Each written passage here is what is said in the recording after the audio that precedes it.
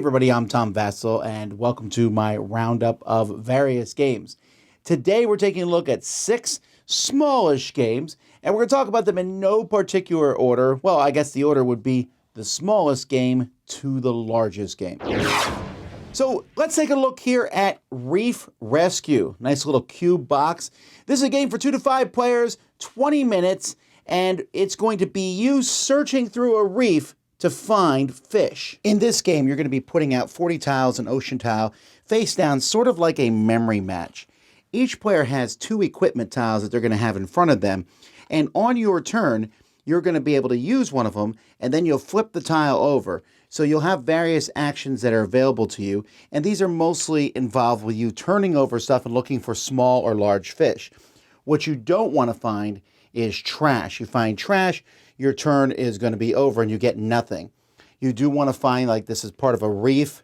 Here we have a couple of small fish. This here is the back of a fish, and so you need to find the front of that. And so there's all kinds of fish here, and it's really neat. It is sometimes difficult to tell if it's a small fish or a large fish. I mean, this is small fish. It's because they're completely on the tile.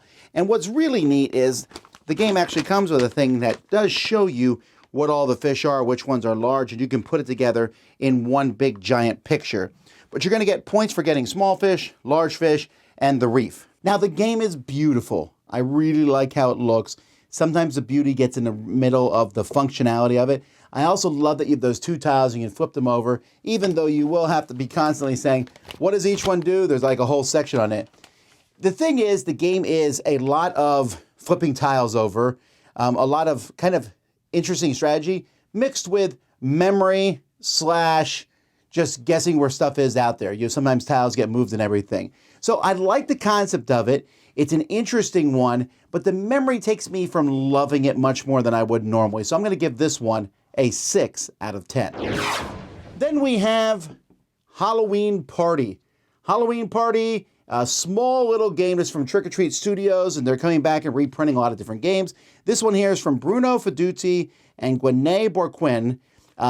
Just a game about inviting people to your house. Now, interestingly enough, there's a game way back in the day called Trick or Treat from Christopher Bollinger that this has some similarities too. In this game, you're trying to have the biggest party of ghostly characters. You can see skeletons and ghosts and Frankensteins and vampires.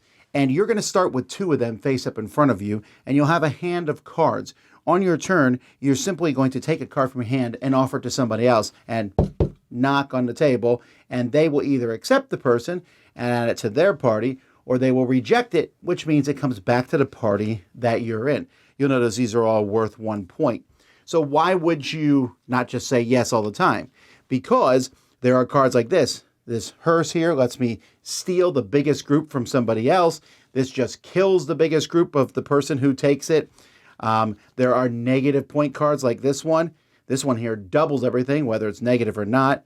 This is the bouncer. They will stop the things like the hearse and everything. You have to pick the next biggest group.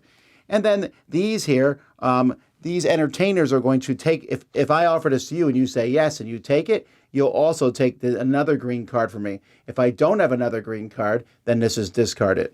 And there's a bunch of other cards in the game, but that's most of the different types. And you can see there's like these jack-o'-lanterns, which are worth 3 points each. The card quality is pretty good, although I really don't like these kind of boxes, especially with this hanging thing on. I guess you could rip it off, I suppose. But the card quality and art is pretty good. Halloween Party is a pretty simple game. I kind of wish there was maybe fewer icons as you pass the stuff back and forth. It's really going to bring to mind a very simple game that people love called Cockroach Poker. Same thing, all for good and bad. This offers a little bit more to that. So it's going to be a fun filler of sorts, I think, for gamers. I was very amused by it. I like the theme of the Halloween Party, and passing the cards around is entertaining. So I'll give this one a 7 out of 10. Then we have Stonks, one of the worst names ever for a game. It's a stock market trick-taking game. It's designed by the same person who did Comic Hunters. And, well, let me just show you a little bit. As I said, it's a stock market game. Here are the 5 different stocks. Each one, you'll put them out randomly, but then they have prices from 1 to 5 that you put out like this. The lowest one is the trump color of this round. There's a deck of cards, and this deck of cards is going to have cards that match these different stocks from 1 to 13. Each of them has a certain value of stock. So this is 2 of the apple stocks. This one here is 3 of the honey stocks. And players are going to be each round of the game, and a game can be as many rounds as players decide. 2 or 3 is recommended. You'll get dealt a certain number of cards, and then there will be a pile left over next to the board. Players are going to take 2 of these cards, put one face up, one face down, so everyone knows one stock you have and one stock that you don't. It's 2 apples. And then you just play a series of trick-taking rounds, where one person will lead off, everyone else has to follow suit if they can. If not, they can play any card they want. After everyone's played a card, you're going to, whoever has played the highest card in trump, green in this case, would win the trick. If not, if no trump card's been played, whoever played the highest lead card wins the trick. The winner can pick any of the cards that was played during the trick. At the beginning of a trick, you'll turn over the top card from the deck. You can also win that card as a stock that you'll put in front of them. You'll then lead the next trick.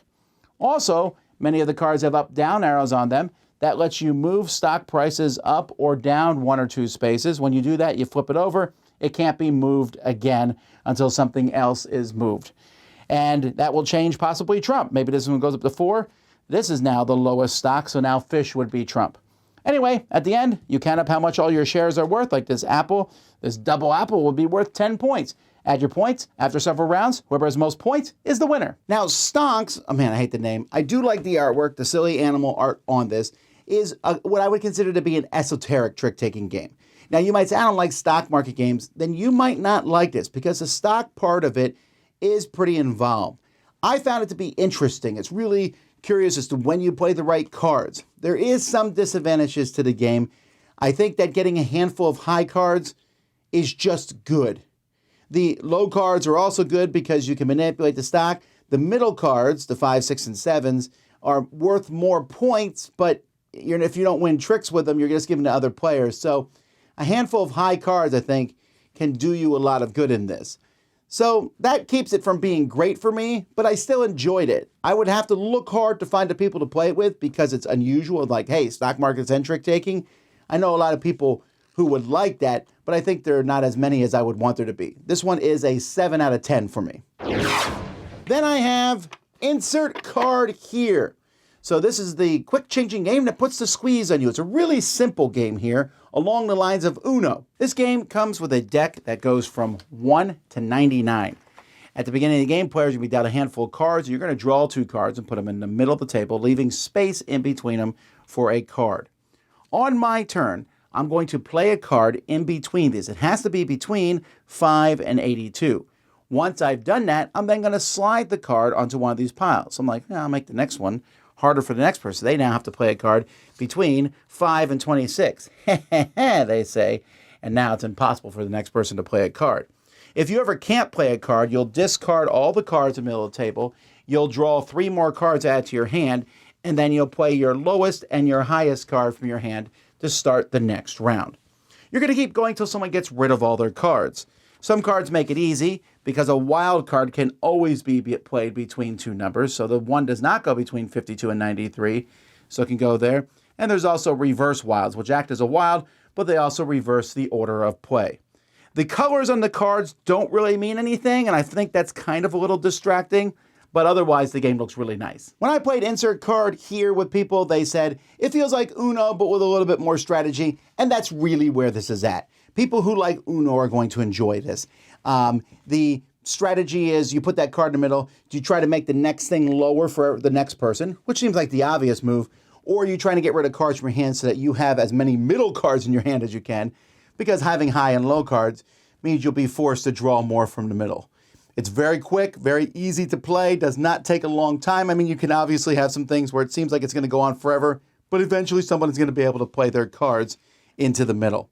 I like it. It's an interesting style game. It's not one I'm going to want to play all the time. It might be a little too light for me, but if I saw this at a store and there were some people saying, hey, I like Uno, here's another game. But for me, this one is a 6 out of 10, inoffensive, but not one I'm going to ask for. The next game we have is Moo's Code. Does that sound like Morse code? It's supposed to. A bunch of ingredient cards are thrown into the middle of the table. You'll notice there's colors on them. That's because some of them would be considered more difficult, and you can pull them out of the deck along with these other cards that are in here.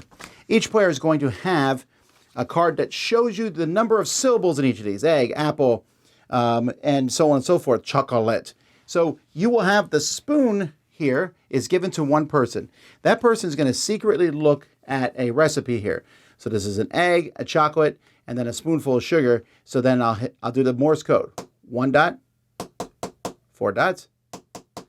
Everyone's looking around to find that one. The first person to find it slaps it. Now, that person's going to get the card, and then they will be the next person to do the spoon.